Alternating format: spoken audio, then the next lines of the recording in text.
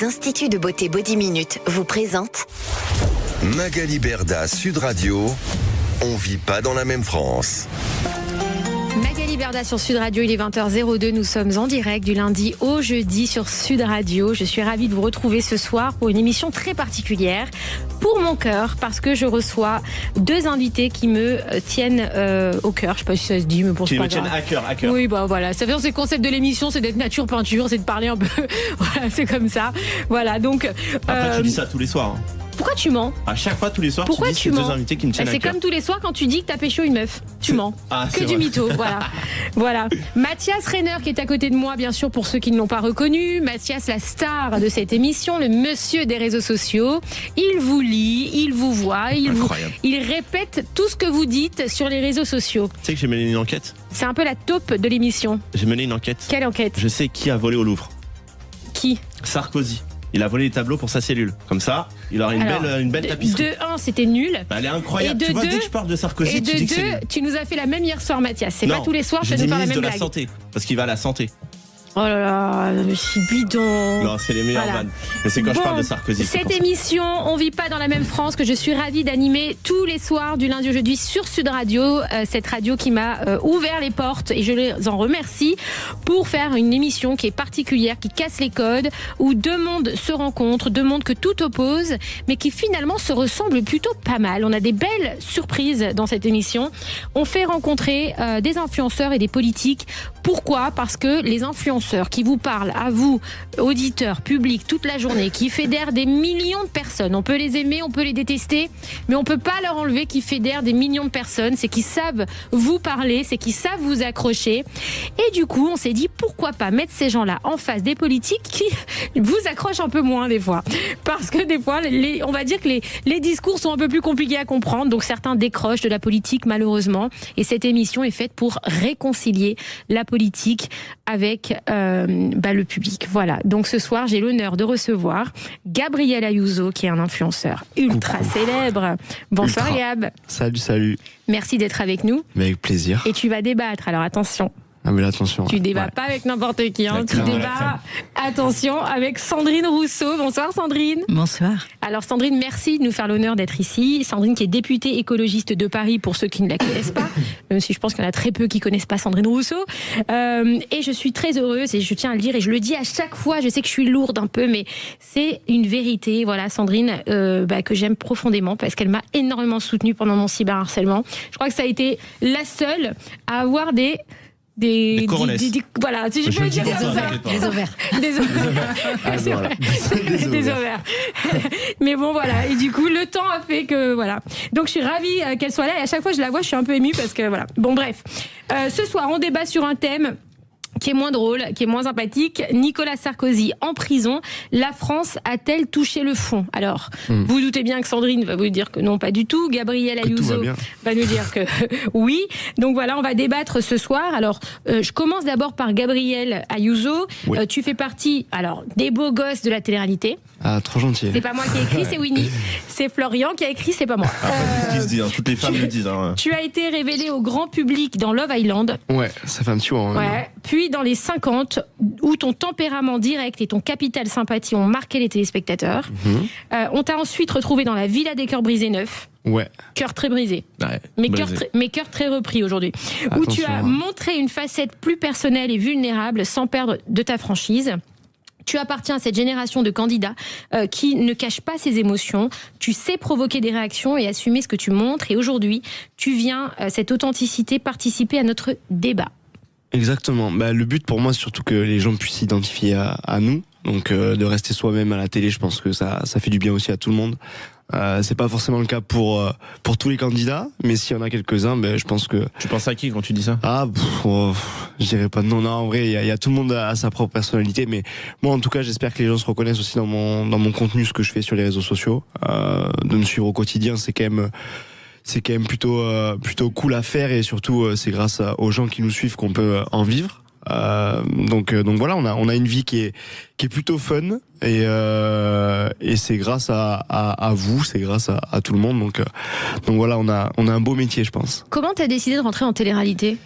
Ça s'est fait plutôt naturellement, c'est-à-dire que moi, premièrement, j'avais beaucoup d'ego, du coup je voulais pas commencer une télé avec des gens déjà connus, j'ai eu beaucoup de mal avec ça, donc j'ai commencé avec Love Island qui était une télé avec des anonymes, et finalement de fil en aiguille ça l'a fait, et j'ai enchaîné 8 télés après.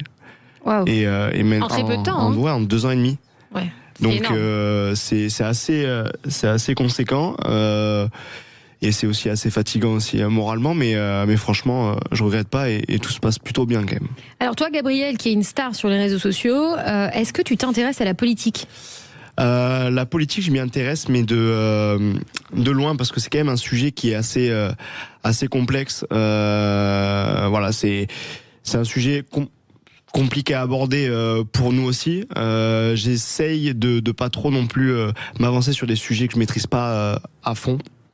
Voilà. Après, moi, je m'intéresse à d'autres choses, comme la géopolitique, par exemple. Ça, c'est ta passion. Ouais. Alors, personne ne sait que Gabriel Ayuso, quand même, sa passion, parce qu'on a tendance à souvent un peu snobber les candidats de ternité. Et toi, c'est ouf, hein, à quel point tu t'y connais en géopolitique. Ça m'a toujours plu. Je sais pas si c'est de par ma famille qui m'a aussi instruit tout ça, mais je m'intéresse beaucoup à ça, surtout dans le Moyen-Orient, et après aussi à l'histoire, à la Seconde Guerre mondiale, avec le mémorial de la Shoah par exemple, avec qui j'ai collaboré à Paris.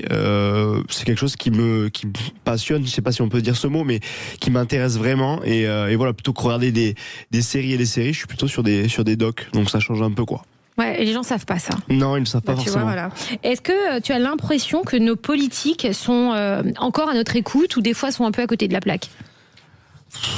Sincèrement, c'est un peu comme dans tous les milieux. Je pense qu'il y en a qui sont complètement à côté de la plaque, et je pense qu'il y en a aussi qui s'intéressent un peu à tout. Après, c'est vrai que c'est quand même un sujet relativement compliqué, parce que chacun a sa propre idée, chacun a ses valeurs et aussi peut penser ce qu'il veut, donc c'est compliqué de juger quelqu'un, quoi. T'as déjà été approché par des partis politiques ? Pas forcément. Je sais que moi, mais dans ma famille, fut un temps, j'ai eu pas mal de monde qui était dans le PS. Voilà. Socialiste. Je sais que de là, c'est un peu plus la mouise ces derniers temps de ce côté-là, mais non, je m'y intéresse de loin, et je pense qu'il faut aussi s'y intéresser, parce que ça fait partie de la vie quotidienne, et c'est eux qui nous dirigent finalement. Donc voilà, mais c'est vrai que c'est... la mouise au PS, Sandrine ? Alors, je vais les laisser répondre à cette question tout seul, parce que je ne vais pas me mouiller sur cette affaire. En tous les cas, c'est pas simple, je pense, la période. On en a un demain soir. On a un député PS qui vient demain soir. On lui demandera ce qui se passe. On lui demandera est-ce que c'est la mouise au PS en ce moment. Mais ok. Sandrine Rousseau, merci d'être là encore. Donc Sandrine, on s'est tutoyé dans ma vidéo. Ici, c'est très familial. Cette émission est très familiale. Elle casse un peu tous les codes. Donc tu es députée écologiste connu pour ton franc-parler, tes positions féministes assumées, ta capacité à mettre au centre du débat des sujets tels que le climat, violence sexiste ou encore justice sociale. Tes prises de parole déclenchent autant d'adhésions que de débats. Alors toi, on n'a rien à voir, toi et moi, sur notre style de vie, mais on est un peu pareil dans le genre on nous aime ou on nous déteste. Mais tu assumes ce rôle. T'as pas peur. Tu vas au front tous les jours, qu'on t'aime ou qu'on t'aime pas, t'y vas. Ta présence à l'Assemblée, comme dans les médias, a contribué à imposer une manière de parler de la politique avec un ton plus direct, plus clivant parfois, mais en cohérence avec tes combats. C'est pour cela qu'on est ravis aussi ce soir de te recevoir pour notre débat avec Gabriel Ayuso. Ça tous dans le plateau, dans le studio. Là, il nous faut un peu d'eau, s'il vous plaît. Oui, Mathéo, on a besoin d'un peu d'eau là. Bonjour Magali, merci pour l'invitation. Merci à toi d'être là. Donc déjà, je voudrais savoir si t'es pas trop fatigué en ce moment, avec ce moment politique. On dirait que c'est un peu comme une télé-réalité qui ne s'arrête pas. Même nous, on regarde spectateurs comme ça de loin, on se dit... C'est un peu les 50. Ils ont battu les records des Marseillais. Les 60. Plus. Voilà.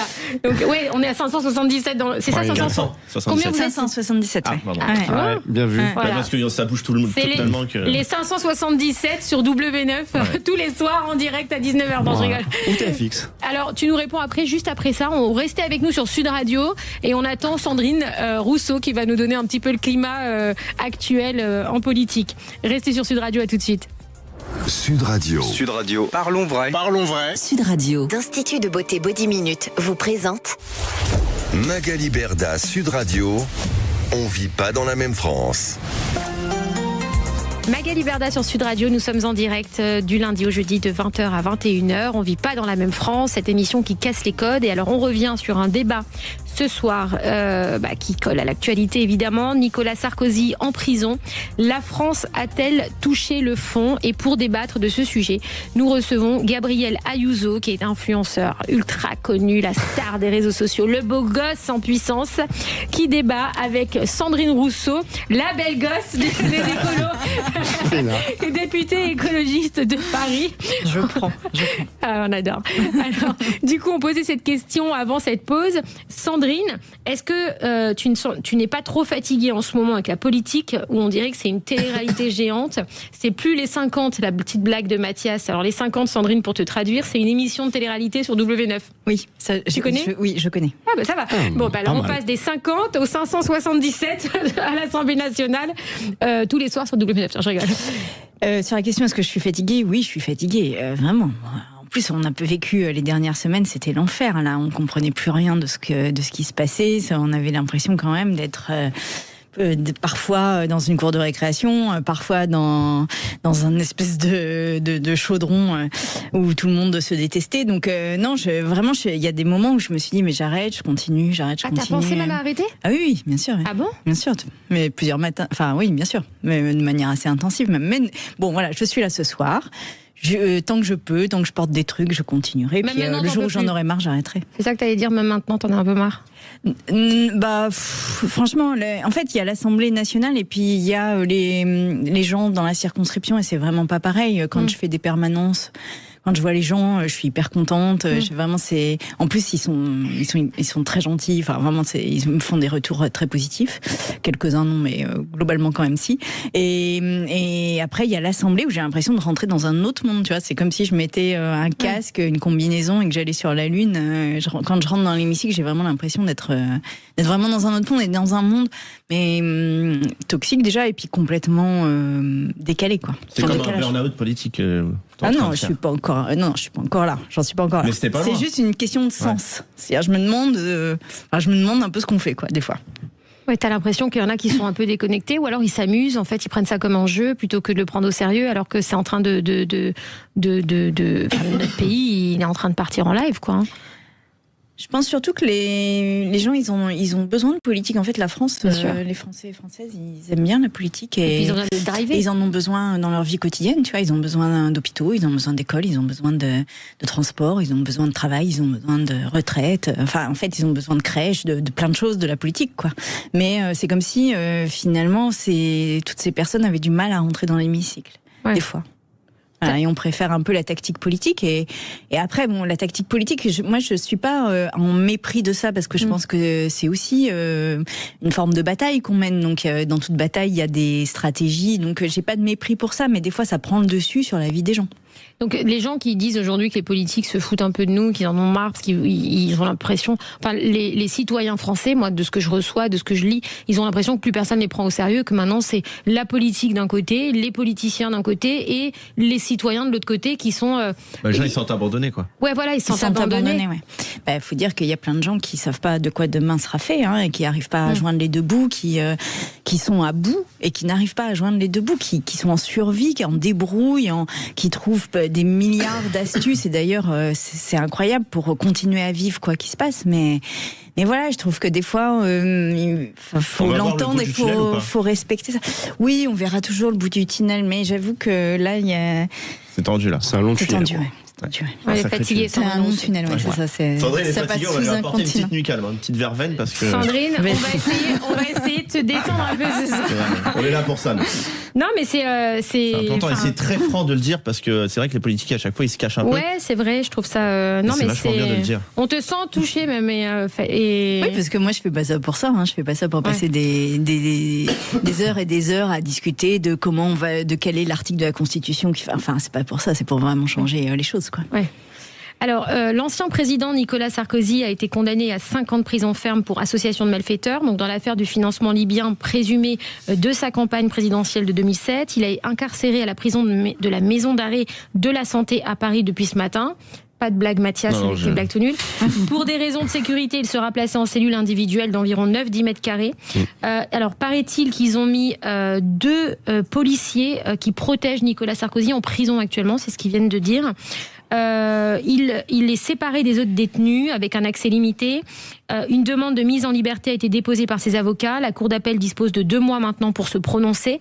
C'est pourquoi on va se demander ce soir, est-ce que Nicolas Sarkozy en prison, est-ce que ça envoie un signal comme quoi la France a touché le fond, ou au contraire, est-ce que c'est normal? C'est ce dont on va débattre avec Gabriel et Sandrine.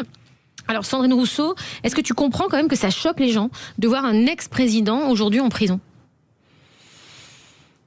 Je ne sais pas si je le comprends complètement, parce que je pense que si on est choqué par ça, c'est qu'on oublie quelque chose de fondamental, c'est que tout président qu'il a été, ça n'a été qu'un mandat de 5 ans, et donc il est citoyen comme les autres, avant, après, et on ne peut pas mettre un président en exercice en prison parce que ça déstabiliserait l'État, mais une fois qu'il est sorti, enfin une fois qu'il est plus président, il est justiciable comme les autres, c'est un citoyen comme les autres, et en fait ça ne devrait pas choquer, au contraire, on devrait être content et fier du fait que la France est un pays dans lequel la justice fonctionne, elle est capable, parce que c'est une décision qui n'a pas dû être facile non plus à prendre, j'imagine, dans la magistrature, enfin chez les juges, et qu'on soit capable de le faire, c'est pour moi un signe de force démocratique, en fait.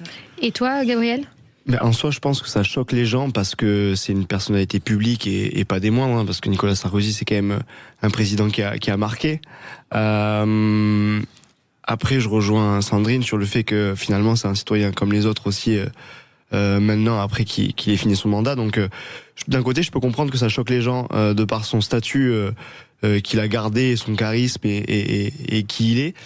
Et d'un côté, je peux comprendre aussi que la justice fasse son travail comme si c'était une autre personne qui était jugée. Voilà. Après, c'est vrai que ça peut aussi choquer au niveau de la sentence par rapport à ce qui se passe au quotidien avec plusieurs faits, comme il y a en ce moment. D'ailleurs, je pense qu'il y a plusieurs condamnations qui sont assez choquantes, mais c'est vrai que il y a 2 parties en fait. Je pense qu'il faut aussi regarder un peu un juste milieu, quoi. Alors après, est-ce que tu penses qu'il aurait pu être puni autrement ? Parce que le débat, c'est qu'il est aujourd'hui en première instance. Donc première instance, c'est premier jugement. Il y en a un deuxième souvent quand on fait appel. C'est le cas de Nicolas Sarkozy. Tant qu'il n'est pas passé en appel, il n'est pas définitivement condamné. Donc à ce jour, il est encore présumé innocent. Ouais. Est-ce que, à ton sens, on aurait dû attendre qu'il soit définitivement jugé ou pas ?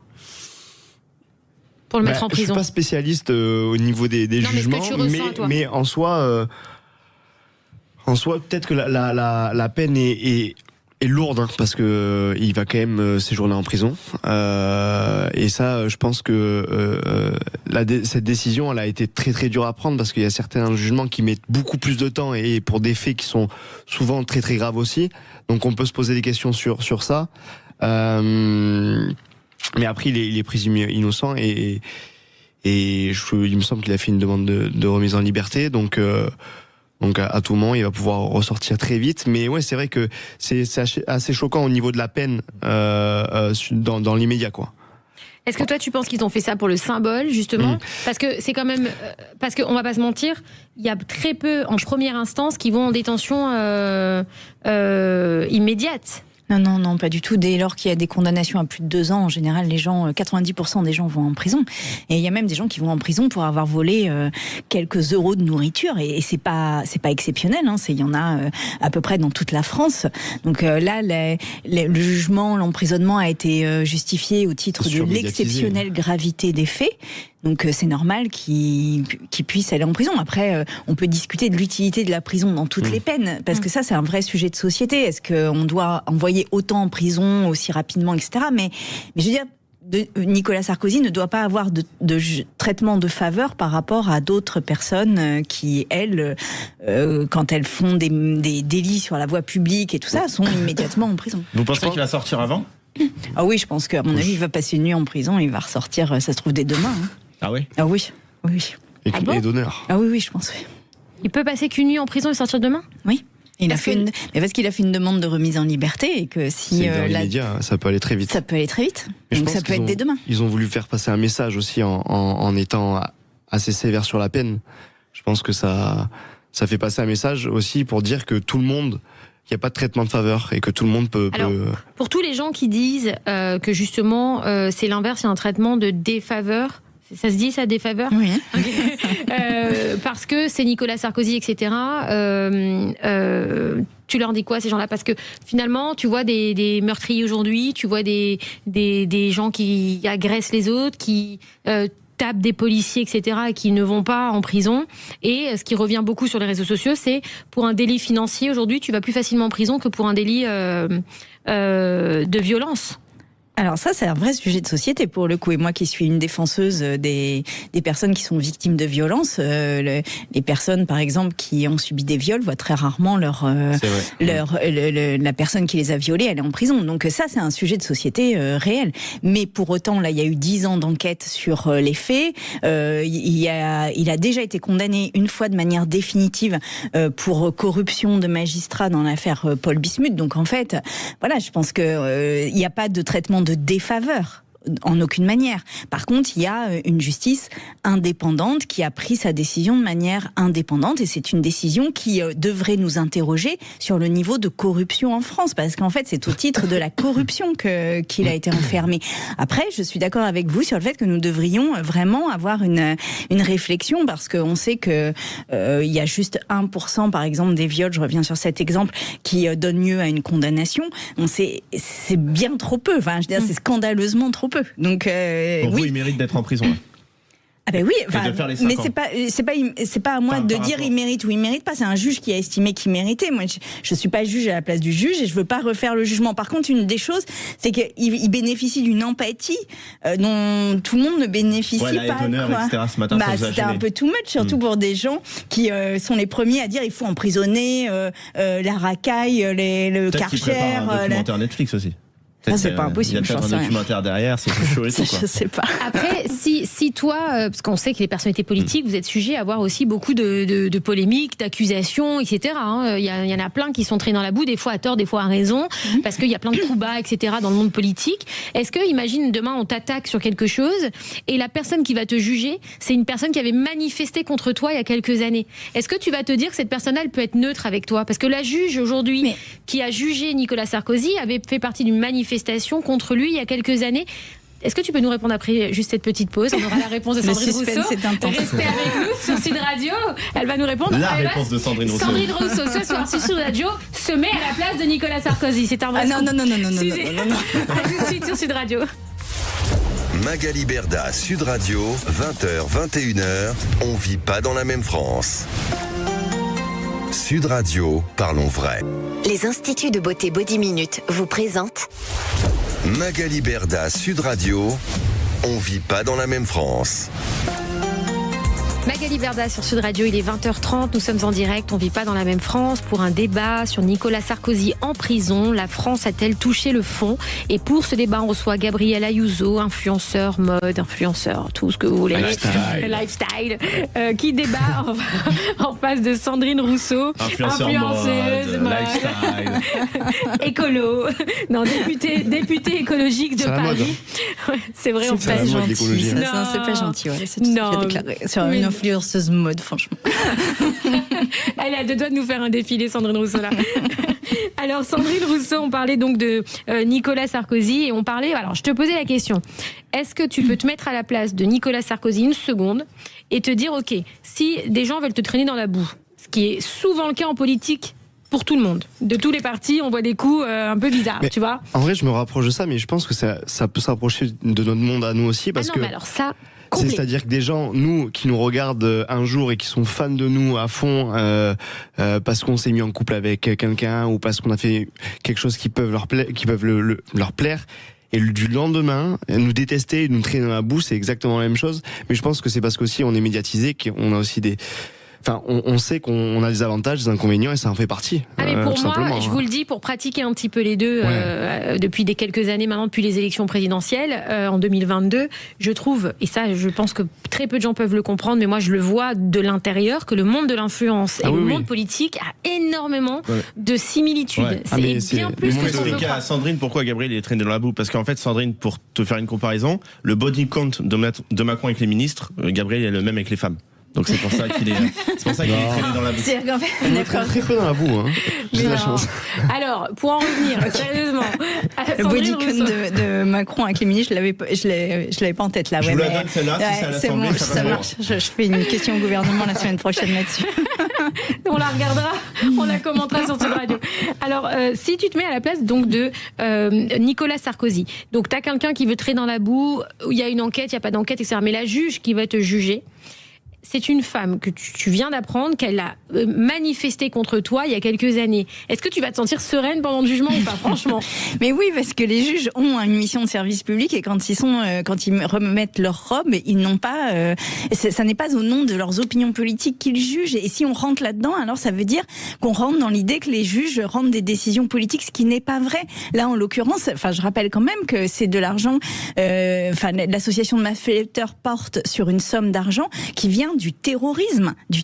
Enfin, c'est comme si Daesh finançait une campagne présidentielle. En plus, c'est de la triche par rapport aux autres. C'est-à-dire qu'il a eu de l'argent, ou du moins il a essayé d'en avoir, ou du moins il a été associé à des gens qui ont cherché à en avoir, à avoir plus d'argent que ses concurrents qui soient pas déclarés. Donc en fait, c'est pas possible. On a des règles démocratiques. Et que vous alliez manifester le samedi dans un sens ou dans un autre, n'empêche pas que vous jugez au nom des titres, au nom de la loi que nous faisons, nous les députés. Donc il y a des articles de loi et c'est ça qui fait la justice. Et donc voilà, j'entends qu'elle ait pu avoir des opinions politiques, mais heureusement, j'ai envie de vous dire que les juges sont aussi des citoyens par ailleurs, mais on juge en fonction de la gravité des faits. Et là, vraiment, imagine un seul instant que ce soit Daesh qui ait financé un président de la République, mais enfin, ce serait un scandale inouï. Là, il y a quand même plus de 100 morts dans un attentat qui a été perpétré par le régime libyen. Enfin, d'ailleurs, ils ont été reconnus, les familles des gens qui sont morts dans l'attentat de l'UTA ont été reconnues comme victimes collatérales de ça. Donc, moi, je trouve qu'on est on se pose trop de questions, on est trop clément. Vraiment, si les gens qui avaient fait le Bataclan aujourd'hui finançaient une campagne électorale, on serait tous debout en disant que la personne qui a reçu cet argent ne devrait jamais se représenter. Donc voilà, là, il y a une peine qui est lourde et qui correspond en fait aux délits qui ont été commis. Alors, ce qu'on entend souvent aussi dans les médias, et c'est qu'il n'y a pas de réelle preuve dans ce dossier. Apparemment, il n'y a pas de versement d'argent, il n'y a pas tout ça. Donc, est-ce que tu penses vraiment qu'il n'y a pas un... Mais il y a des réunions qui ont été prouvées de mille et une manières, avec des photos, etc. Puis moi, je ne veux pas rentrer dans le détail du dossier. Encore une fois, il y a un juge d'instruction qui a enquêté pendant plusieurs années. Il y a eu des policiers qui ont enquêté pendant plusieurs années. Il y a des journalistes qui l'ont fait. Et à la fin, ça donne un jugement sur la base de preuves. Donc voilà, et la preuve, ça n'est pas forcément un élément matériel direct, ça peut être un faisceau d'éléments qui convergent, ça peut être un faisceau de présomption. Voilà, les juges ont pris leur décision en conscience. Il a fait appel et il y aura un appel. Eh bien, c'est la justice française. Et encore une fois, je trouve qu'on est trop clément, quoi. Ce qui s'est passé est très grave, la corruption. Enfin, quand on voit de la corruption dans d'autres pays, on parle de scandale. Il y a même une expression extrêmement coloniale qui dit République bananière. Là, ça s'est passé chez nous, quoi. Donc, c'est pas possible, en fait. Enfin, on peut pas se revendiquer être une démocratie, avoir une transparence des institutions, une indépendance de la justice, etc. Et de se dire non parce que c'est Nicolas Sarkozy, pauvre Nicolas. Non, en fait, voilà, il a fauté, il paye, et c'est normal, quoi. Alors, Emmanuel Macron a reçu hier Nicolas Sarkozy à l'Élysée, et ce midi, il a indiqué ne pas être contre un débat sur l'exécution provisoire. On écoute. Néanmoins, que l'image, pour beaucoup de nos compatriotes, je pense surtout à ça, de voir un président incarcéré par cette décision de justice puisse susciter des commentaires, c'est normal. Et je pense qu'il faut distinguer l'émotion, y compris l'émotion légitime de proches d'une partie du pays, le respect qui est dû à toute personne, et le bon fonctionnement de la justice qui, de là où je suis, ne suppose pas de faire des commentaires. Quant aux questions d'exécution provisoire, j'ai vu que plusieurs responsables politiques souhaitaient s'en emparer. Le président du Sénat l'a indiqué, le garde des Sceaux aussi. Je pense que c'est un débat légitime dans une démocratie. Parce que tout le monde souhaite qu'il puisse y avoir des voies d'appel et de recours. Mais c'est un débat qui doit être mené dans le calme et indépendamment des cas spécifiques. Là aussi, pour que notre justice puisse se faire et puisse évoluer dans la sérénité qui convient. Et je souhaite que ce soit cette sérénité qui accompagne tous les débats sur ce sujet. Merci beaucoup. Alors, Sandrine Rousseau, les paroles d'Emmanuel Macron, qui est censé être en dehors de toute affaire, etc., judiciaire, est-ce que ça vous choque ou pas ? Est-ce que ça te choque ou pas ? J'espère qu'il rencontrera toutes les personnes qui vont rentrer en prison demain, comme ça, à l'Élysée. Je pense que ça leur ferait plaisir avant de rentrer en prison. Non, mais c'est toujours cette espèce de réseau de solidarité qui, à mon avis, n'a pas lieu d'être. Parce que quand il a déjà été condamné de manière définitive, encore une fois, pour corruption de magistrats, c'est pas possible de faire comme si c'était une décision trop dure, trop injuste. Les prisons françaises, en plus, sont en surcharge. Moi qui ai fait une commission d'enquête sur l'état de la psychiatrie, je peux vous dire que il y a des malades psychiatriques en prison et qui n'ont pas de soins, qui sont des cas extrêmement compliqués à gérer pour les gardiens et pour l'administration pénitentiaire. Et en fait, voilà, une vraie politique pénale, une vraie politique de justice, des moyens pour la justice, des moyens pour les prisons, des moyens pour faire en sorte qu'il y ait une dignité d'incarcération pour les personnes qui sont incarcérées. Ça vaut pour tout le monde, ça n'est pas que pour Nicolas Sarkozy. Ça vous choque que Gérald Darmanin il doit se rendre voir Nicolas Sarkozy? Ça vous choque? Oui, ça me choque. Il est garde des Sceaux, il est ministre de la Justice et on a l'impression qu'il va vérifier si demain il a bien un croissant au petit déjeuner. Non. Ça n'est pas son rôle. Son rôle est de soutenir la justice, les juges, les procureurs, et de faire en sorte que la juge qui a subi des menaces de mort ne continue pas à être en danger de vie ou de mort. C'est ça son rôle. C'est pas d'aller apporter les croissants. En plus, c'est quand même Gérald Darmanin qui avait monté tout un truc selon lequel en prison... François Hollande, il peut apporter les croissants, lui, par contre. Non plus. Mais c'est Darmanin qui avait fait tout un truc disant qu'on faisait trop d'activités en prison, etc. Puis là, on a l'impression que, parce que c'est Nicolas Sarkozy, il lui faudrait des fauteuils en cuir. Bah non. Alors, Gabriel, à toi. Je sens dans l'œil de Gabriel que nous n'allons pas être d'accord. Ah non, absolument. Non, en fait, le problème, c'est que c'est encore et toujours un problème de médiatisation, pardon. Et que je pense que c'est vraiment ça qui rentre en jeu et que, par exemple, Emmanuel Macron se sent un peu obligé aussi de faire ça, à défaut d'être jugé. Après, je pense que c'est mon avis à moi, sur le fait qu'il le rencontre. Je trouve ça un peu too much, en effet. Après, c'est un ancien président, quand même. C'est un ancien président, mais je rejoins un peu Sandrine sur le fait que il va pas recevoir la terre entière avant des incarcérations. Ça, je suis assez d'accord sur ça. Après, il va sortir dans quelques jours au mieux. Après, ça, j'en sais rien. Mais c'est vrai que sur ça, c'est un peu too much. Après, par contre, sur le discours qu'il a pu avoir, je trouve ça quand même assez cohérent.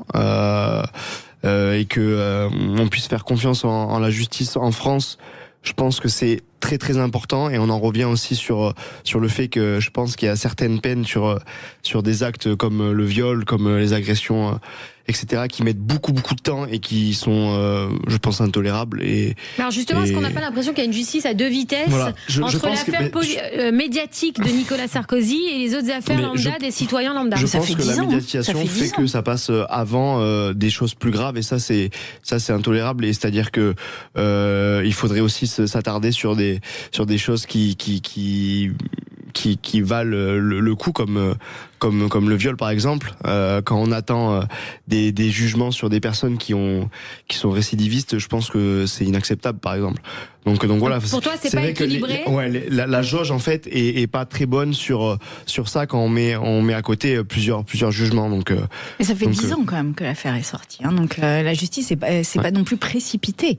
Elle a pris le temps de véritablement faire une enquête, de juger en sérénité en fait. Oui, bien sûr. Donc c'est pas, il n'est pas passé au-dessus de la pile. Je pense aussi que comme beaucoup de débats en France et comme beaucoup de situations qu'il y a dans le monde en politique, sur les conflits, etc., je pense que la majorité des personnes qui soutiennent un parti comme l'autre ne sont absolument pas capables de de rentrer dans un débat parce qu'ils n'ont pas forcément les armes de le faire. Alors oui, il y a la liberté d'expression, mais je pense que sur le fond du sujet, tu parles. Sur le fond du sujet, je pense que beaucoup de personnes ne sont pas forcément au courant, par exemple, que ça fait 10 ans que les enquêtes ont commencé et ça je pense que c'est sur vraiment beaucoup de sujets en ce moment. La culture de l'instant, quoi. Voilà, c'est-à-dire que moi, je vais donner un exemple. Par exemple, quand je vais poster des publications sur le mémoire de la Shoah, qui sont des mémoires et qui sont beaucoup de choses, et que je reçois des insultes par rapport à ça, qui font avec ce qui se passe dans l'actualité, je me rends compte que les gens ne sont au courant de pas grand chose et font beaucoup d'amalgames sur beaucoup de choses. Et je pense que les gens devraient peut-être se renseigner et prendre du recul sur tout ce qui se passe en ce moment. Tu penses que les gens réagissent trop à chaud et ça c'est pour tout, hein, même en télé, même les gens ne sont pas au courant de ce qu'il y a derrière, ne sont pas au courant de l'histoire, de beaucoup de choses. Et ça abîme le débat. Ça fait beaucoup d'amalgames sur beaucoup de choses. Alors justement, on va reparler aussi donc de cette manifestation qui a eu lieu ce matin devant chez Nicolas Sarkozy et Carla Bruni. Restez sur Sud Radio, on revient juste après cette pause pour commenter cette manifestation qui a eu lieu aujourd'hui sur Sud Radio. Merci. Magali Berda, Sud Radio, 20h, 21h, on vit pas dans la même France. Sud Radio, parlons vrai. Les instituts de beauté Body Minute vous présentent Magali Berda, Sud Radio, on vit pas dans la même France. Magali Berda sur Sud Radio, il est 20h44, nous sommes en direct sur un débat passionnant. Nicolas Sarkozy en prison, la France a-t-elle touché le fond ? On est en direct avec Gabriel Ayuso, influenceur, un des plus beaux influenceurs de notre génération, qui débat en face de Sandrine Rousseau, députée écologiste de Paris, une des plus belles députées écologistes de Paris. Non, pas douter. Oh, quand même, la classe Sandrine. Alors ce soir, on débat sur ce thème. Alors, j'ai une question, moi, Sandrine. On dit Nicolas Sarkozy, ça reste quand même un ancien président. On est président, on reste à vie. Donc c'est un président.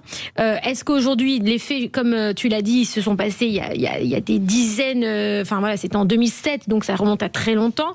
Aujourd'hui, on va pas dire que c'est un danger pour la société. Est-ce que c'était utile de le mettre en prison ? Est-ce qu'on n'aurait pas pu lui mettre un bracelet électronique, lui mettre un aménagement de peine, en sachant que il représente pas, contrairement à certains, comme le disait Gabriel tout à l'heure, certains violeurs, tu vois, un danger pour notre société. Est-ce que c'est utile de le mettre en prison ? Est-ce que c'est pas plutôt une humiliation pour marquer un coup de com' là ? Il avait déjà un bracelet électronique, pardon. Il est venu au procès avec un bracelet électronique. Alors on peut pas lui en mettre aux deux jambes, aux deux bras. Oui, mais ça n'a pas de sens. C'était son contrôle judiciaire, ça. Non, c'était la condamnation pour corruption, corruption de magistrats dans l'affaire Bismuth. Donc en fait, il est déjà venu avec un bracelet électronique. Une fois que tu as déjà été condamné une fois, quand tu es recondamné, en plus c'est ses lois à lui. En fait, c'est ça qui est dingue, hein, c'est que c'est ses lois à lui. Sur la récidive, sur les peines planchées, sur tout ça. Donc, alors les peines planchées, on n'en a plus, mais je veux dire, c'est toute sa politique à lui de justice dont il est aujourd'hui, à laquelle il est aujourd'hui confronté. Donc, il peut s'en vouloir qu'à lui-même d'une certaine manière. Mais est-ce que tu peux comprendre... Après, moi, si la question c'est est-ce qu'on doit mettre moins les gens d'une manière générale en prison, ça, je peux entrer dans ce débat parce que je pense que c'est un vrai sujet. Je vais faire bondir sans doute d'ailleurs des personnes là-dessus parce que moi, je pense qu'il faut mettre moins les gens en prison parce que les prisons sont aujourd'hui plutôt des écoles de la délinquance que véritablement des lieux où on est puni et après on se réinsère et on change, etc. Donc, on sort qui de prison d'abord alors? Ça, il faudrait. Ceux qui roulent sans permis. Par exemple, voilà. Les moins dangereux pour la société. Les moins dangereux pour la société, ceux qui rentrent dans des parcours, soit de soins, soit de réinsertion. Et puis aussi, on pourrait faire des contrôles judiciaires bien plus importants, parce que la prison, ça coûte aussi aux contribuables en fait. Et on se rend pas compte, mais ça a un coût pour la société. Donc voilà, moi, je peux rentrer dans ce débat-là si vous voulez sur les peines de prison, etc. Mais pour Sarkozy, en l'occurrence, là, il avait déjà son bracelet. C'est une deuxième condamnation. Mais est-ce que c'est un danger pour la société ? Nicolas Sarkozy, c'est pas un danger pour la société ? Mais, Magali, pardon, mais il a été président de la République en prenant l'argent du terrorisme. C'est-à-dire, ou en tous les cas, en cherchant à l'avoir. C'est extrêmement grave. Mais c'est extrêmement grave. Mais c'est présumé pour l'instant. Non, c'est pas présumé, il a été jugé. Donc oui, mais il a fait appel. Oui, mais il a été jugé une première fois et c'est ce jugement dont on parle aujourd'hui. Évidemment qu'il a fait appel et c'est bien qu'il ait eu le droit de faire appel et qu'il y aura un appel. Mais aujourd'hui, on parle de ce premier jugement. Il a été jugé coupable lors de ce premier jugement d'avoir cherché à bénéficier de l'argent du terrorisme qui a tué des Français. Enfin, je veux dire, je ne comprends même pas qu'on puisse se dire que finalement, ça peut être un jugement politique, etc. C'est en ça que je trouve que la France est en train de glisser sur une pente qui me semble assez dangereuse parce que dans le pays des droits de l'homme, dans un pays qui se revendique d'une démocratie forte, etc., on devrait au contraire, encore une fois, je l'ai dit au début, mais se réjouir de cela et de se dire que, personne n'est au-dessus des lois en France. Et en fait, c'est ça notre grandeur. Donc toi, aujourd'hui, tu le vois comme une satisfaction ? Ni comme une satisfaction, ni pas comme une satisfaction. Juste, je trouve que, je trouve que les juges ont pris leur décision, que c'était une décision qui a été appliquée, et ça, c'est bien. Que les juges ont pu le prendre sans pression politique, c'est bien. Voilà. Et toi, Gabriel, est-ce que tu penses qu'aujourd'hui, Nicolas Sarkozy, avec des faits qui remontent aussi loin, etc., alors, comme le dit Sandrine, qui sont certainement présumés graves, est-ce que tu penses qu'aujourd'hui, on aurait pu lui éviter une prison ferme ? Alors moi, je vais pas me réjouir du malheur des gens, parce que je pense qu'il y a une famille, etc. derrière, donc c'est très compliqué aussi à vivre, donc tout ce qui gravite autour. Après, sur le fait de revenir en arrière, pour chercher ce qui se passe et le condamner maintenant, en soi, moi ça, de mon côté, ça me choque pas, parce que je sais que on peut aller chercher des affaires qui sont très très lointaines et ça sur plusieurs faits. Donc en soi, le fait qu'on puisse le juger sur quelque chose qui s'est passé il y a 10 ans, ça c'est pas choquant pour le coup. C'est pas choquant. C'est-à-dire que quand il y a des guerres et qu'on va rechercher ces criminels de guerre il y a 40 ans, on ne dit rien. Alors là, c'est pas la même échelle, bien sûr, mais moi ça me choque pas à ce niveau-là. Après qu'on a attendu autant de temps pour avoir les preuves et que ça aille aussi vite maintenant, je pense que c'est plus ça. Les gens sont plus abasourdis du fait que on les mis un peu en prison du jour au lendemain, en fait. Alors que derrière, il y a 10 ans d'enquête. Mais c'est pas du jour au lendemain. Alors ça, c'est pareil. Non, mais c'est ça que les gens ne savent pas. Je pense que c'est ça qui est important à dire aussi, qu'il y a 10 ans d'enquête et que Nicolas Sarkozy n'a pas été emprisonné du jour au lendemain et qu'avant, il y a eu plusieurs étapes. Et ça, les gens ne le savent pas. Voilà. Mais il y a plein de procès en France où les gens passent devant le juge.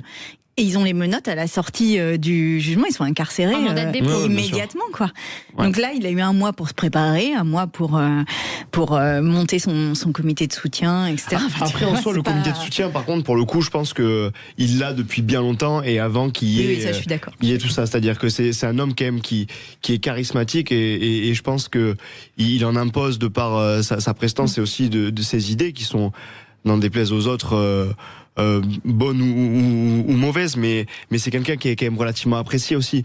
Et ça, il l'a pas. Ça, c'est lui. Mais ça, c'est un autre truc, c'est il y a des gens qu'on peut apprécier, qu'on peut aimer, qu'on peut adorer. On l'a vu d'ailleurs avec Depardieu ou avec d'autres. Mais il y a un capital sympathie en fait qui est très important. Ben oui, et puis voir qu'en fait ils ont une autre face, ils ont un autre visage, ils font des délits à côté ou des crimes pour Depardieu possiblement.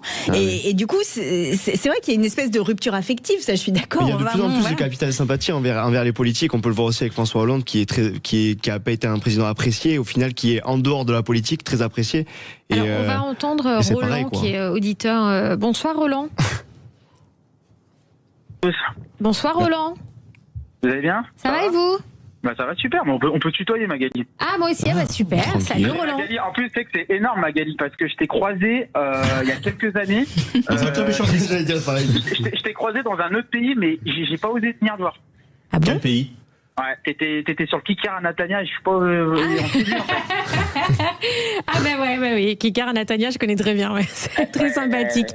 Et en fait, et tu passais, mais j'ai pas osé. Bon, ouais. C'est sympa. Voilà. C'est sympa, j'y reviendrai très vite. Bon, tu sais, moi je suis en France, je suis à Saint-Étienne. Bon, au pire, vous appelez pour ça, puis là on va parler de l'émission, Roland. Alors, qu'est-ce que tu penses, Roland, de la France a-t-elle touché le fond avec Nicolas Sarkozy en prison? Ah, dis-moi, tu me laisses, je me suis trouvé un copain quand même. Après. Alors Roland, qu'est-ce que tu penses de ce que tu entends sur Nicolas Sarkozy? Plus sérieusement, ce que j'aimerais vraiment m'adresser à Sandrine Rousseau, Madame la députée, bonsoir. Bonsoir. Quand vous venez dans une émission, il faut essayer de travailler, Madame la députée. Parce que quand vous dites qu'il va sortir demain, non, vous savez, vous êtes députée, vous faites la loi, vous êtes censé la connaître. Et des avocats de Nicolas Sarkozy ont déposé une demande de libération qui sera traitée au maximum 2 mois. Et donc, il pourrait rester incarcéré sous 3 semaines. Donc ça, c'est une première chose. Madame la députée, quand vous dites que c'est le terroriste qui a financé la campagne de Nicolas Sarkozy, c'est extrêmement grave, les propos que vous tenez. C'est extrêmement grave. Et ça, franchement, on ne comprend pas qu'on puisse laisser passer ça. Madame la députée, il a été relaxé sur 3 chefs d'accusation. Alors, je prends pas parti pour Nicolas Sarkozy. Moi, je pense qu'en effet, le droit à parler, il fera appel, ça repartira à zéro, c'est le principe d'un appel. Mais Madame la députée, il a été relaxé sur 3 chefs d'inculpation et a été accusé sur association de malfaiteurs. Ouais. Il a été prouvé, Madame la députée, qu'il n'y a pas eu 1 centime d'euros dans la campagne de Nicolas Sarkozy en 2007. Donc ce que vous venez de dire, c'est catastrophique. C'est catastrophique pour votre fonction de député. Franchement, je vous dis pour vous. Alors je vous contredis pour dire que précisément l'association de malfaiteurs est liée au fait que lui, avec ses 2 plus proches collaborateurs, et alors qu'il était ministre en plus, ont tenté d'approcher un régime qui a en effet été à l'origine d'un attentat, et que c'est la raison pour laquelle, pour avoir de l'argent, et que c'est la raison pour laquelle il a été condamné. Donc en fait, moi vous pouvez me dire ce que vous voulez, mais je ne dis rien. Et par ailleurs sur la demande de liberté, je suis prête à prendre les paris avec vous pour voir qu'il ne passera pas 2 mois en prison. Et vraiment, je suis prête à prendre tous les auditeurs et auditrices de cette radio à témoin, et je reviendrai le jour où il sera libéré, et vous verrez que vous allez me réentendre extrêmement rapidement. Mais très bien, mais ça sera pas demain. Après, vous verrez. On note l'invitation. Sandrine Rousseau revient sur ce plateau, je vous préviens. Sur la question initiale, Magali, ça donne une image compliquée. Ça donne une image compliquée parce que moi j'ai l'intime conviction, ce que je pense, Magali, c'est que évidemment Nicolas Sarkozy est un justiciable comme un autre au regard du droit, et ça c'est tout à fait normal. Ce que nous dit Gabriel aussi. Tout à fait. Mais par contre, on va arrêter la démagogie. Il n'est pas un détenu comme un autre, et il n'est pas un citoyen comme un autre. Il a été président de la République.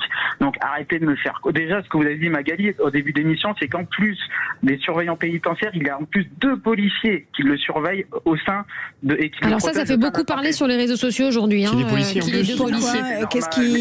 Mais c'est normal. Qu'est-ce qui fait parler, c'est qu'il aurait un régime de faveur avec ces 2 policiers, c'est ça? Oui. Non, mais ça pour le coup, alors là, moi je n'irai pas sur ce terrain parce que je pense que sa sécurité est importante, comme la sécurité de toutes les personnes incarcérées d'ailleurs. Et donc si cette sécurité nécessite d'avoir 2 policiers, alors il doit avoir 2 policiers. Merci Roland, on vous laisse, on est bientôt à la fin, donc je suis obligée de vous laisser, mais on se recroisera très certainement sur le Kikar. Merci Roland, à très vite. Bonne soirée, merci à vous, au revoir. Alors, on termine cette émission avec les questions Flash and Cash. C'est le moment préféré de nos auditeurs. C'est des questions rapides. On va écouter notre petit jingle parce que j'ai un jingle maintenant. Les questions Flash et Cash. Alors, c'est des questions, réponse directe, pas d'échappatoire, pas de pirouette, pas de filtre, il n'y a rien, c'est en direct. Une question, une réponse. Ouais, vous êtes prêts ? Ouais.